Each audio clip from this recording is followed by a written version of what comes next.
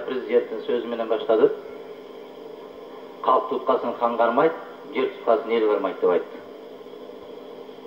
Мынау жерде отырған елдің тұтқасы біз деп отырсыздар.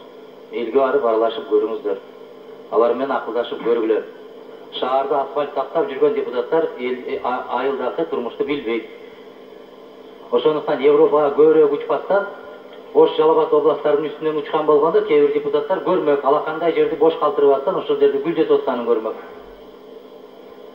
Аскар Акаевич өзү Ош областына, Жалал-Абад областына барган сайын ошол Каратаман дыйкандарды жерди тырмап иштеп гүлдетип аткандарына канча жолу ыраазычылыгын айткан. Туура Аскар Акаевич. Бир бош жерди калтырбайт.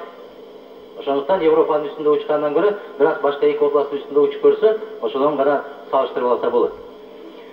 Жерге кожоюн болбосо болбойт дейт. Мына биз приватизация саясатынан 10 жылдан кийинки тажрыйбасын көрөлү. Ошондо да чыгып айткан, кожоюн болбосо болбойт экен завод фабрикаларда. Мамлекеттик менчик болгондон кийин эч нерсе болбойт экен. Натыйжада Сельмаш завод эмне болду? Автомаш эмне болду? Завод Сверл эмне болду? Оштогу ХБК эмне болду? Текстильный фабрика эмне болду? Шелк комбинаты эмне болду? Кожоюндарына ээ болду. 1 миллион сомго сатып алган кожоюн азыр текстилдин бүт баарын бытыранды кылып сатып атат. Мына Токмоктогу стекольный завод карыздардын эсебинен Өзбекстанга кетип отурат. Это уникальный завод на территории Центральной Азии. Если на то пошло, на территории Советского Союза.